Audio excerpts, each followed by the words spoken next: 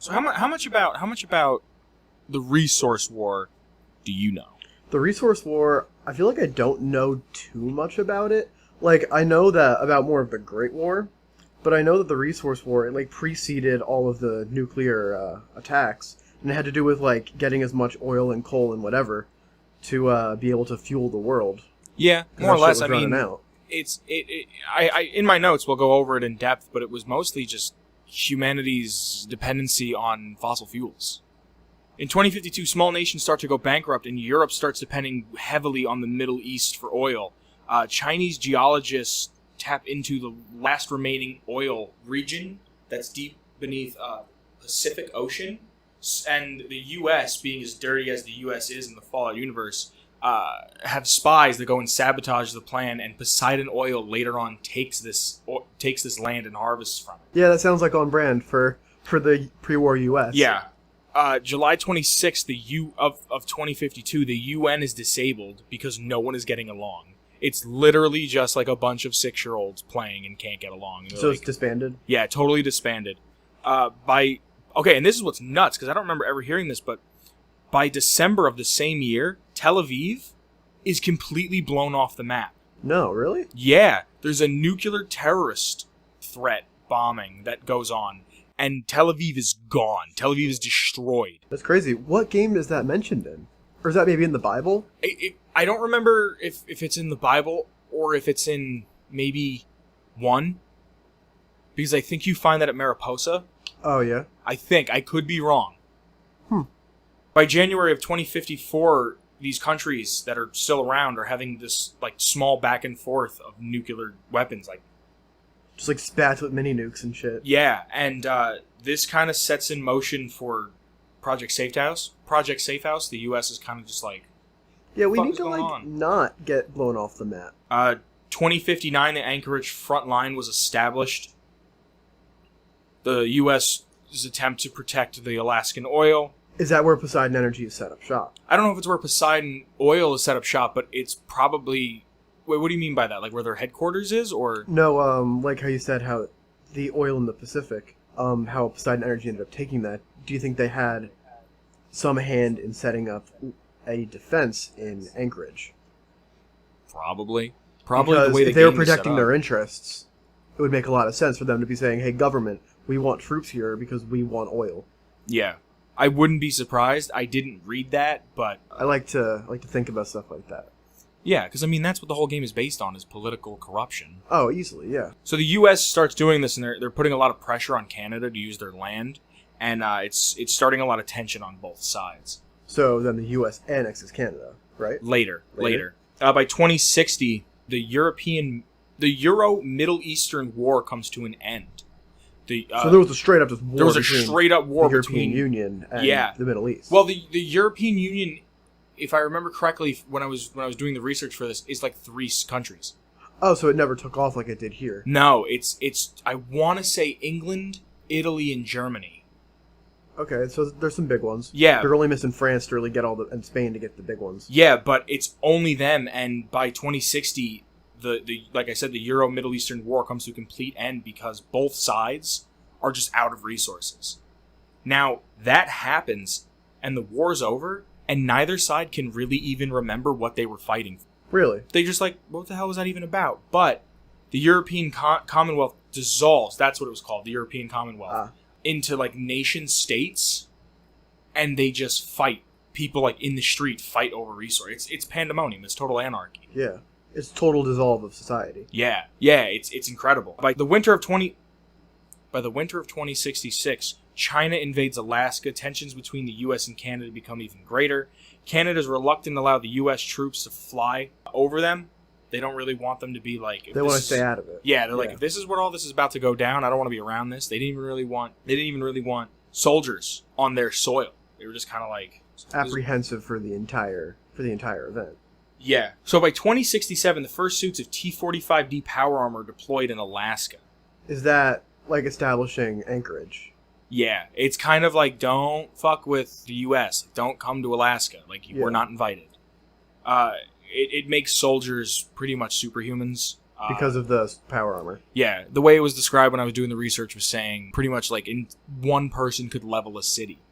Like they could just, and I mean that's also like the Fallout 1 way of writing it probably too, Yeah. because now you get into a suit of power armor and it's like I'm powerful but I can't level a building. Yeah. So, I mean, I'm sure that if the engine could allow it, you could bust through like plaster walls. oh yeah, But that'd be so cool. that would be like so Kool-Aid cool. Man it. Just, Yeah. yeah, Oh yeah. yeah. China tries to create their own power armor, but they lack the But they do make the stealth armor.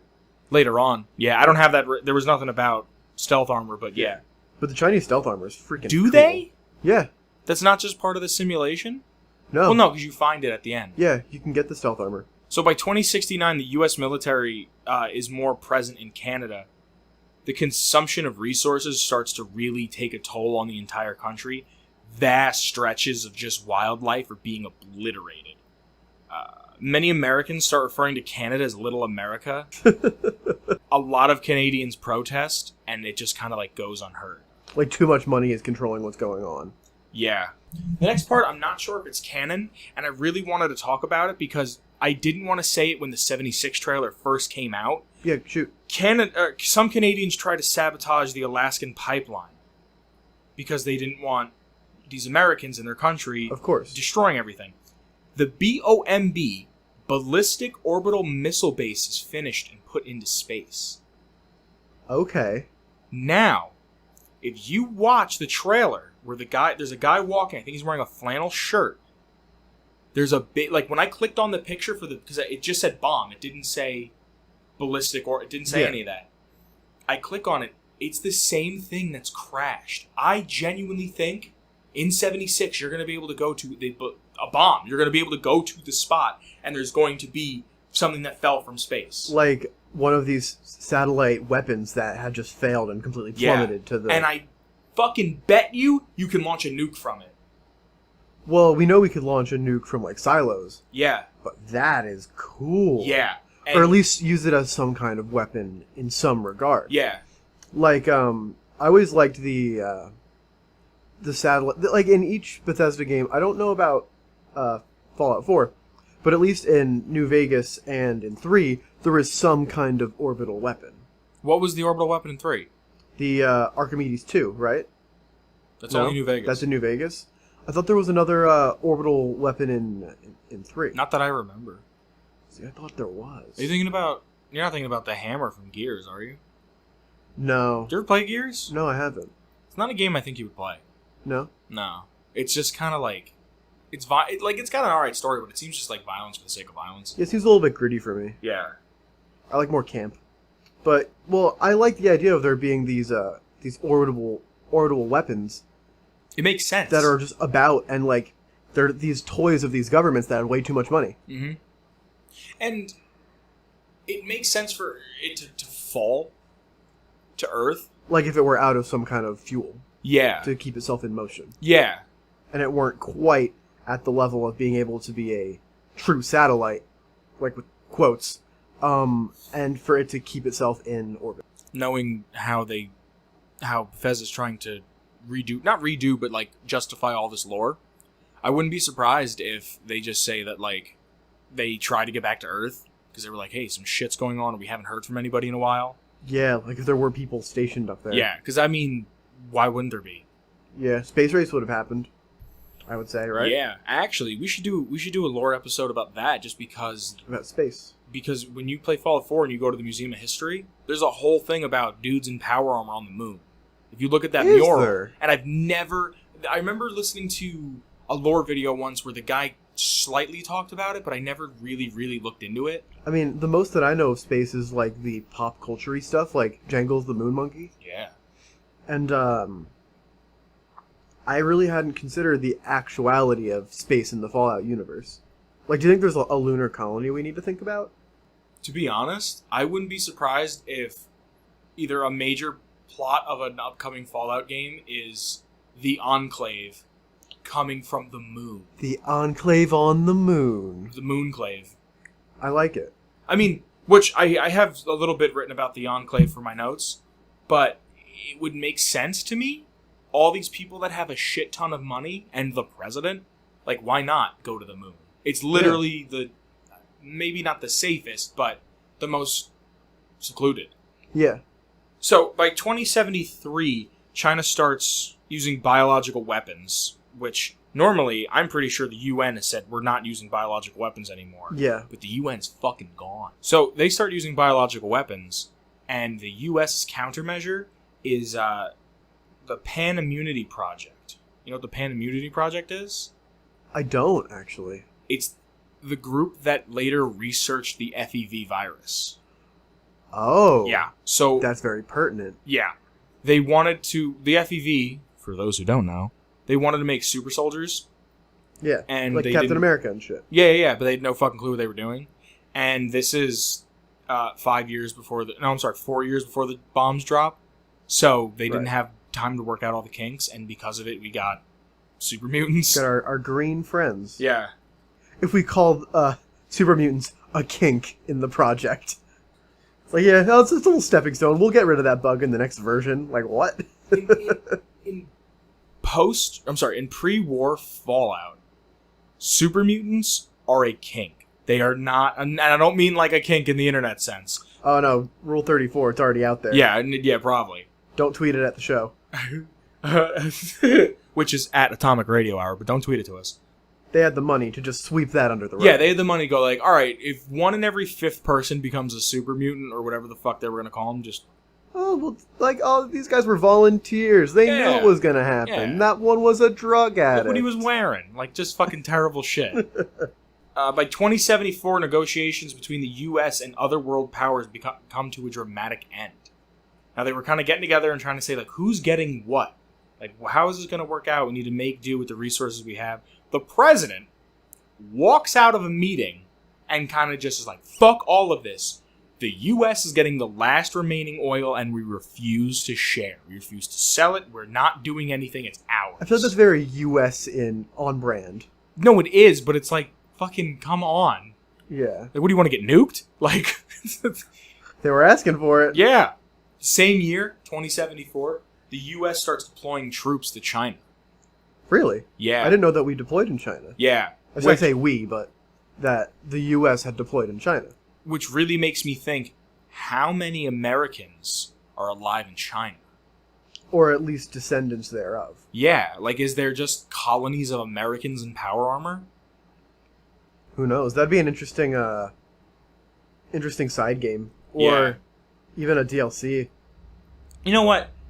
I feel like if we had another West Coast Fallout, like something like the Oregon, Washington State, Idaho, like Think about how cool that that would be. entire like northern Just Montana. Or no, Wyoming. yeah, Wyoming. There's nothing there. that entire northwest corner. If we had a Fallout game there, I feel like we'd have a lot more access to what would have happened to China. Because it's geographically closer to China. If anyone was out there on a boat or a submarine, it's going to be right there. Did you ever do the Yangtze quest? I have. Yeah. And I think it's absolutely captivating and very cool. The only thing that kills me is that all of the salvage in the submarine is American products.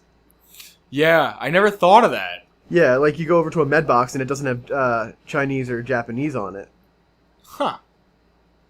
I never thought of that. Yeah. Or like you find like sugar bombs. Like these are you're not gonna get these in China. Yeah, he's never left. And even Yeah. if it was in China, it would be in Chinese. Yeah, the caution slippery when wet sign would not have English on it. There's a caution slippery when wet sign? Yes. Holy shit. I did it one time. That's really funny. Yeah. But the US says fuck y'all.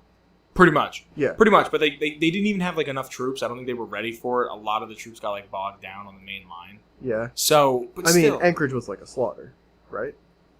uh In terms of how it all in canon panned out. Despite what your simulation might have meant in Fallout 3, the actuality of what happened in Anchorage was that it was a slaughter. Correct? I mean they win. The US wins. Doesn't mean it wasn't a bloodbath. No, I mean, oh, Yeah. totally. So, February 14th, happy Valentine's Day. Canada understands that the vast number of troops that are constantly in Canada is pretty much just like, fuck it. We have no money, we have no resources, They're we there to might as stay. well just become annexed. So, by 2075, they're just like, fuck it, let us in. The US annexes Canada. Yeah. 2076, other than Vault 76 finishing in time for the Tricentenary? It's a word that has 3 in it. So in 2076, the U.S. finally annexes Canada. It's totally complete. It's on the books. It's all gravy. At this point, had the United States dissolved into territories yet? I'm pretty sure this is what did it. Okay. Tell me about I it. didn't read anything about that, but there was the 13 Commonwealths, Yeah. and I know Canada itself is like its own Commonwealth. And the Texas Commonwealth is Texas and like one other state. Yeah, because that's how Texas big- is huge. Yeah. And of course, the Commonwealth, which is all the New England states, becomes the Commonwealth. That's not just the Commonwealth. I think it's the New England Commonwealth, but after the bombs dropped, it just got shortened to the Commonwealth. Okay. But there's a bunch of Canadian protesters like, we don't want to be a part of America. Like, everything they're doing right now is evil and we're not for it. Those Canadian protesters were killed on sight. No way. Yeah. Just Like, in the beginning of Fallout 1, there's the dude in the power armor and he shoots the Yeah. guy and then waves at the camera? Yeah. That. no way. Yeah. But wait, there's more. The Canadian pipeline gets swamped by the U.S., and pictures of the atrocities start making back to the homeland. And people start protesting more and more. As So- in, you can't just be murdering Canadians. Yeah, like, it's starting to get even more out of More hand. messy. Yeah. Like, this, like, totally you can see, like, where the timeline is and, like, the dirty shit they're doing, like, where it's really starting to get. June, same year, 2076, the T-51B power armor is finally shown off. It's finally delivered. The power armor of the future. Yeah, this is supposed to be the greatest power armor ever. Like, this is supposed to be, like, tops. Like, it's Yeah. just, there's no stopping it. Many of these were actually first deployed to China, too. Because that's the front line. Yeah. At that point. At that point. Which, I mean, again, makes me think there must be just colonies Of soldiers. that just were like, fuck it, we're alive. Like, we gotta learn how to cultivate rice. Yeah. I think that'd be a very interesting angle to frame a game from. Like, even if it's like, alright, here's 76. This is the one that you have to play to wait till we get to Fallout 5. If they did, like Fallout Red, or, like, Fallout... See, that's a cool title. Yeah. But Yeah. it's like, this is the one that talks about the Chinese Americans, or the American Chinese, that, like, you're in this part of China. You're doing this. You're having that to do with it. You know what I mean? Like, it's Yeah. so cool. And especially if they went all out and actually got Chinese voice actors who spoke Mandarin, that'd be amazing. It'd be a great cultural project. Yeah. I'd be all for that. Yeah, I'd love that. So, Bethesda, I want my 10%. If that's the move, I want my 10%. So, because of all of this with the T-51 power armor, China's pretty much brought to its breaking point. Like, China's done. Like, the U.S. is going to win, but at what cost? Yeah. You're gonna win over Ash. Yeah. Yeah. There's a bunch of other, like, little spots in China, or not in China, that surround China, that surround, like, the Asian, I don't know if it's an Asian Commonwealth it would be called, but that area, Of course. that are totally just out of money, out of resources, can't really do anything, and China's just like, all right, it's the end. January 10th of 2077, the U.S. reclaims Alaska and the front line. Now that's Operation Anchorage. I think so. Because that's when you get the electric sword. You use it to... Yeah, but that's it's a- all supposed to be like, this is what we want to happen. I It's- suppose, yeah. You know what I mean? It probably didn't go down the way it went down. I mean, yeah, they probably embellished as much as they could. Well, no, that simulation was made before the war ended. Okay. But Yeah. it has to have carried some amount of truth. Probably, because if people actually went through that, they probably tried to do that exactly. Yeah. By January 22nd, power armor is first used in the U.S. to control crowds and quarantine people off. Who are they quarantining? Poor people. For real? Like, I'm not even joking. Like, why would you need to quarantine anybody off that isn't poor? Yeah, There's no suppose. mass disease. Yeah, at this point, there's no money for like public service. People are probably getting sick all over the Yeah. place. Riots over scarce food and medicine. Many civilians are killed for rioting and just trying to support their family. Like, this is when it gets real dark. This is the apocalypse. Yeah, this is the pre-apocalypse. We talk about post-apocalyptia. This is This is pre-apocalypse. apocalyptia. Yeah. Yeah. U.S. and Canada soldiers attempt to escape to go to other nations, or just leave the army, and they get put in prison camps. Like, you aren't leaving. Yeah. Well, and in the DLC for New Vegas, I don't remember which one, but you can come across a Chinese like concentration camp. Yeah. And Which one is that? I don't remember. I don't remember playing it. I didn't really play the DLC for New Vegas. Was it Lonesome Road? I think so. Yeah.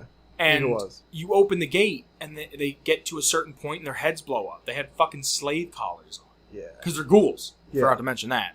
Yeah, because it's 200 and change later. March of the same year, many were preparing for a bio or a nuclear attack. The president and members of the Enclave relocate around the world to other places. So everybody knows about, I would hope everyone would have the basic understanding that the Enclave went to the oil base. Yes. And that was like the biggest one, the oil rig. That's off the coast of California. Mm-hmm. But just think like imagine being to that point where you know it's going to end. Like like you see on the news, oh, the president has left the country. Well, I don't even know if it would say that, but like having that much foresight to see that like the end of days is coming. Yeah. And just saying, being able to fuck peek everyone. off the cliff and see what's below. Yeah. Yeah. Like, isn't that nuts? Yeah. You need to be at that point to know it. Yeah. Like, there's a lot of things that you never know what could happen. But at that point, there's so much informing. There's no going back. That there's no going back. Yeah. Yeah, it's the point of no return. The train's going into the ravine, Marty. And now the most infamous date, pretty much the date the entire game is based upon. Can I? It's October 23rd, 2077. At 9:47 a.m., the Great War starts. It only lasts about 2 hours, and it's the last large-scale war the world has ever seen. It's not known who fired the first shot. Some people would say the U.S., some people said China. There's a theory, and I really like this theory, that it was Vault-Tec. Yeah, I like the Vault-Tec theory. Yeah. They're like, we need to get our experiments cracking, guys. Come on, chop, chop. And if you really think about what Vault-Tec was doing, a lot of it to me just doesn't really make sense. Like, Yeah, they were an evil corporation, and they had their motives, and they had their shit planned. They knew what was going to happen. Yeah. You never hear about a vault that no one made it into. No, unless they had intended on it. Everybody made it in. At least one person made it into every vault that I'm aware of. Or at least vaults that exist in canon. Yeah. I mean, we could get 76, and there could be a new vault, and it could be that there's nobody in there.